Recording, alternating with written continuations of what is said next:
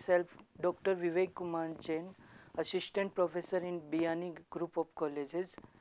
Today I am here to present the topic Newton's ring. Yes, first of all I told you कि Newton's ring experiment जो होता है वो interference में सबसे बड़ा एक्सपेरिमेंट होता है, ठीक है। इससे हम किसी भी सोर्स के लिए वेवलेंथ फाइंड आउट कर सकते हैं, मीडियम का रिफ्रैक्टिव इंडेक्स फाइंड आउट कर सकते हैं। तो इंटरफेरेंस पैटर्न पर ये बेस्ड होता है। नाउ क्या होता है न्यूटन्स रिंग में? First we see in this video experimental arrangement of the Newton's ring, what are the diameter of rings, condition of dark and bright rings, and the application of Newton's ring. Today we discuss all about this Newton's ring. Okay, so first we take the experimental arrangement. In the experimental arrangement, here the main system was this: plain glass plate is here and the plain convex lens here. This system is known as plano convex lens system. Okay, when light जब इस पे गिरती है किसी semi silvered glass plate पर, तो light दो part में डिवाइडेड होती है। कुछ रेज जो होती है पार्शली रिफ्लेक्टेड होती है और कुछ रेज पार्शली ट्रांसमिटेड होती है। इसको हम बोलते हैं डिवीज़न ऑफ एम्पलीट्यूड मेथड, है ना। यहाँ पर क्या होता है, जो इंसिडेंट रे होती है उसका एम्पलीट्यूड डिवाइड हो जाता है दो पार्ट्स में, ठीक है। तो न्यूटन्स रिंग जो एक्सपेरिमेंट है वो डिवीज़न ऑफ एम्पलीट्यूड मेथड पर बेस्ड होता है, ठीक है। नाउ ये जो यहाँ से रिफ्लेक्ट होके रेज जो है प्लेनो कॉन्वेक्स लेंस सिस्टम पर आपकी जब गिरती है, वहाँ से रिफ्लेक्ट होके आपकी माइक्रोस्कोप में आती है। तो माइक्रोस्कोप में हमें जो है फ्रिंजेस देखने को मिलती है, alternate dark and bright fringes इसमें मिलती है। नाउ सबसे इम्पोर्टेंट है इसमें जो शेप होती है न्यूटन्स रिंग की, वो सर्कुलर शेप होती है, ठीक है। तो सर्कुलर शेप का जो रीज़न होता है, यहाँ पर ये जो कॉन्वेक्स लेंस है इसकी जो सिमेट्री होती है, तो यहाँ पर बीच में थिन वेज शेप फिल्म बन रही है यहाँ पर, और उस वेज शेप फिल्म की जो शेप है वो लेंस की सिमेट्री सर्कुलर होती है, उस कारण से ये आपके पास सर्कुलर रिंग्स बनती है, ठीक है। नाउ यहाँ पर दो केसेस होते हैं न्यूटन्स रिंग में, रिफ्लेक्टेड लाइट और ट्रांसमिटेड लाइट का। क्लियर? ये जैसा कि हमने डायग्राम बताया हुआ है, प्लेनो कॉन्वेक्स लेंस सिस्टम में आपका प्लेन ग्लास प्लेट है और उसके ऊपर प्लेनो कॉन्वेक्स लेंस है। नाउ रेज को सोर्स से रेज आ रही है एस से, ठीक है। पॉइंट सी पर ये रिफ्लेक्ट हो रही है, CR1 first reflected ray. Now lower surface जो है आपकी प्लेन ग्लास प्लेट की, वहाँ से ये रिफ्लेक्ट होके आपके पास आ रही है DR2, ठीक है। तो दो रेज हमें मिल गई है, एक तो lower surface of convex lens से और दूसरी upper surface of convex lens, upper surface of plane glass plate से, ठीक है। तो दो रिफ्लेक्टेड रेज मिली है अपने को, तो इसको अपन रिफ्लेक्टेड रेज बोलते हैं न्यूटन्स रिंग में। इसी तरह से अगर ये ट्रांसमिटेड होती है तो हम उसको ट्रांसमिटेड केस बोलते हैं, ठीक है। First we discuss about the reflected. तो ये जो दो रिफ्लेक्टेड रेज है CR1 और DR2, इनके अंदर जो पार्ट डिफरेंस निकाला जाता है, तो पार्ट डिफरेंस जो वेज शेप फिल्म होती है उसका पार्ट डिफरेंस होता है delta equal to 2 mu t cos theta plus r. Theta यहाँ पर जो दोनों सरफेस है, lower surface of convex lens और upper surface of plane glass plate के बीच में एंगल होता है। आर जो होता है एंगल ऑफ रिफ्लेक्शन होता है। TN जो होता है पर्टिकुलर थिकनेस पर जहाँ पर फिल्म आपकी बन रही है वहाँ पर हमारी थिकनेस होती है, और म्यू जो होता है वो रिफ्रैक्टिव इंडेक्स होता है, ठीक है। नाउ रिफ्लेक्टेड लाइट केस में क्या होता है, एक जो रे होती है CR1 वो आपकी डेंसर मीडियम से रिफ्लेक्ट हो रही है, और दूसरी जो रेज है वो रेयर मीडियम से रिफ्लेक्टेड हो रही है। तो दोनों रेज जो है डिफरेंट मीडियम से रिफ्लेक्टेड हो रही है, तो इसमें एडिशनल पार्ट डिफरेंस आ जाता है, λ/2 का पार्ट डिफरेंस आ जाता है, ठीक है। तो इफेक्टिव पार्ट डिफरेंस जो होगा वो आपका हो जाएगा 2 mu t cos theta plus r minus λ/2 in reflected light case. Here we discuss the diameter of Newton's ring. Here we see in the reflected case light, the center rings will be appeared as a dark and alternate bright and dark fringe will be appeared. Like that this pattern will be here. From the trigonometry we find the radius of the rings and twice of the ring will be diameter. Okay, so we see this diagram. From Pythagoras theorem we can say that जो hypotenuse square is equals to perpendicular square plus base square. Okay, so hypotenuse is a OB square,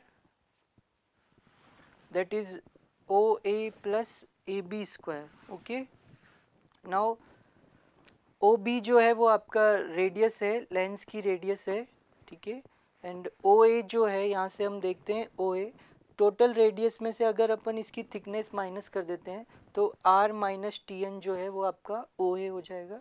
AB जो है वो आपकी जो ring बन रही है N order की उसकी रेडियस है तो ये RN हो जाएगा। स्मॉल r जो है वो यहाँ पर रेडियस ऑफ रिंग है और कैपिटल R जो है रेडियस ऑफ लेंस है। Okay, if we solve this equation by transfer the same term here, so we get the Rn square equal to 2RTn minus Tn square। जैसा हम देखते हैं कि जो थिकनेस होती है न्यूटन्स रिंग में वो लेंस की रेडियस के कंपैरिजन में बहुत कम होती है, तो हम इसको नेग्लिजिबल मान सकते हैं। तो हमारे पास जो Rn स्क्वायर होता है वो फाइनली हमारे पास आ जाता है 2RTn, ठीक है, एंड डायमीटर जो होता है वो आपके पास हो जाता है 8RTn। Clear? So this is the simplest method to find the diameter of Newton's ring. Now in the case of reflected light, bright ring जो डायमीटर होगा वो किसके इक्वल होता है, हमने इंटरफेरेंस कंडीशन देखी है कि जो ब्राइट रिंग होती है वो n लैम्डा पार्ट डिफरेंस पर बनती है और डार्क रिंग जो होती है वो 2n+1 लैम्डा बाई 2 पर बनती है। ठीक है, तो जो इफेक्टिव पार्ट डिफरेंस हमने कैलकुलेट किया है उसको इसके इक्वल कर देंगे।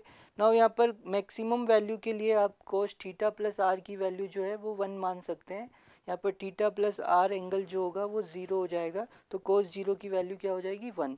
नाउ इससे हम दोनों को कंपेयर करते हैं तो हमारे पास ब्राइट रिंग के लिए जो है थिकनेस का formula 2μTn equal to n+1/2 lambda आ जाएगा, और इसी तरह से डार्क रिंग का जब हम कैलकुलेट करेंगे इफेक्टिव पार्ट डिफरेंस को 2n+1 into lambda by 2 put करने पर तो 2μTn इक्वल टू हमारे पास n लैम्डा आ जाएगा। नाउ ये जो डार्क और ब्राइट रिंग का हमारे पास फॉर्मूला आया है इसकी वैल्यू अगर हम इस डायमीटर में रख देते हैं थिकनेस की वैल्यू Tn की, ब्राइट और डार्क की, तो हमारे पास जो है ब्राइट रिंग का और डार्क रिंग का डायमीटर आ जाता है। देखते हैं, तो diameter of dark ring dn square dark will be equal to 8RTn। Tn will be from here dark ring के लिए n lambda upon 2 mu। So this will be cancel out by 4, so dn square dark will be equal to 4Rn lambda upon mu। Similarly we find the diameter for bright ring,